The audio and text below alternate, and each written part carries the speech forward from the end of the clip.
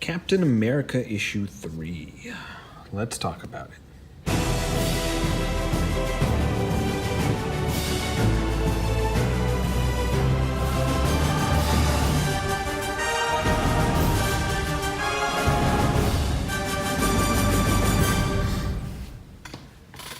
All right, Captain America issue 3.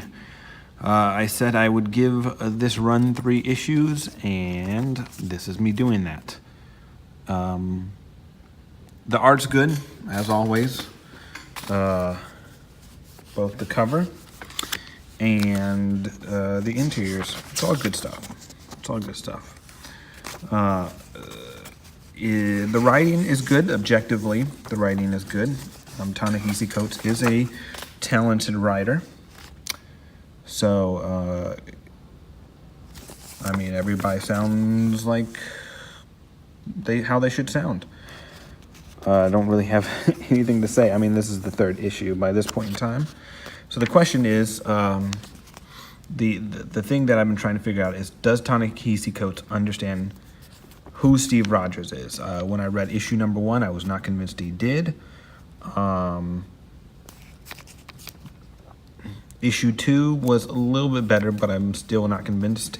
Issue 3 simply doesn't really, I mean, I guess it somewhat tackles it, but, so yeah, I mean, the issue is good. Like I've said in the past, I don't agree with the man's politics, but he writes a pretty decent book. And, I mean, so yeah, you're going to get some people, admittedly, and there's going to be spoilers in this. Some people are going to read issue 3 particularly, and especially this beginning part, and go, oh, he's making an allegory to the Trump administration. You know, and how could people be duped into voting for Trump? And some people will see this as an allegory for that, and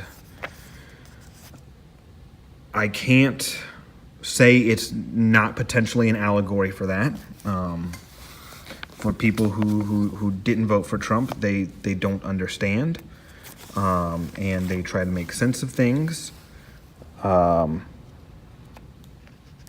again, so it's one of those weird things of, I'm not sure he was actually making an allegory for it, but people coming from that perspective, I could see them reading this, or even people who voted for Trump, reading this and one way or the other going, oh, this is an allegory. This is metaphorical tie-in stuff.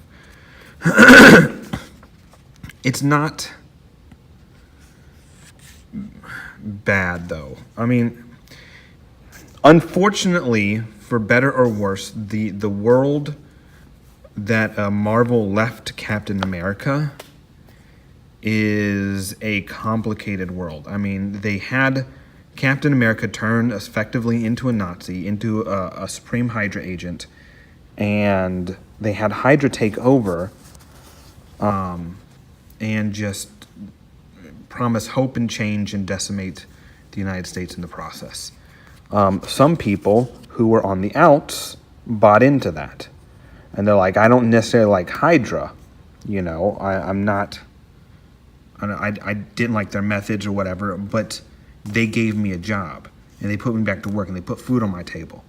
And so, you know, I can't 100% hate them because I was on the outs and their stuff saved me. And when they went away, you know, we were worried that we weren't going to be able to survive. And then this other company, I think they're calling it Power Enterprises, they came in and they picked up the slack and kept us going to work and kept our schools going and things like that. So Cap is trying to figure out, I'll say this, the good thing is Cap is not blaming the people. No one is blaming the people for their situation. But they feel like those people are being duped, right?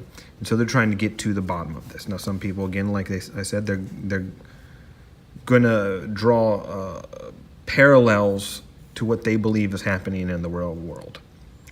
I do my best to look at this objectively.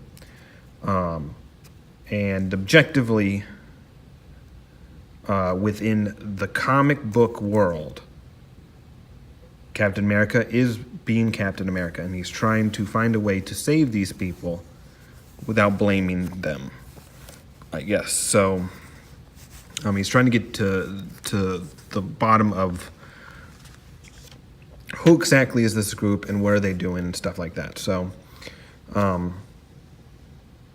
yeah, and Black Panther's in this and in this issue and stuff, and they fight an army of nukes, and yeah, I don't know what else to say about it. It's again, the series has actually been pretty decent. It is an interesting story, especially in regards to where Marvel has left Steve Rogers. I really feel like they left Coates in a bad situation, in a situation he's trying to write out of, and he's doing it, I think, in the only way he knows how.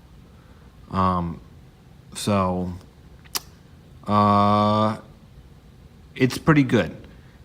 My complaint, actually, here's the crazy thing. My complaint with Captain America is my same complaint with the recent Black Panther. The overall story I'm interested in, but these issues are taking way too long to come out for me. This should be like almost a weekly or bi-weekly, but just because he's a slower writer. He takes a long time to build up to things, and so I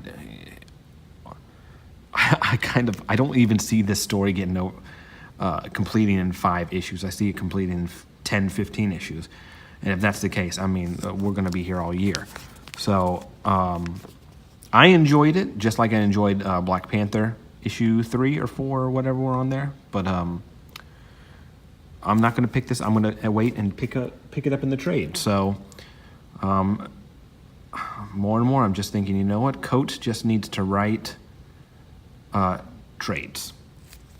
That's all he needs to do. He needs to write trades because he just takes so long for a story. And that's not a bad thing. It's not a bad thing.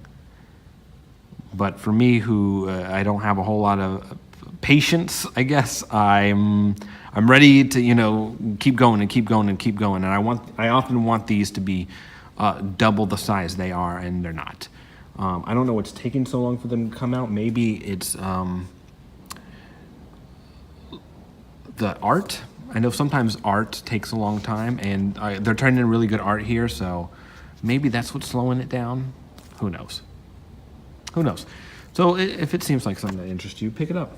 If not, if you're done with Marvel, like a lot of people are, you can wait and pick up the trade later on if you're interested, or whatever. Maybe you just don't care. So, but I thank you, regardless of whether you care, for joining me. Like the video, subscribe, share, helps grow the channel, and I will see you on the next one, which will be, as Guardians of the Galaxy. So that'll come tomorrow. See you then. Bye-bye.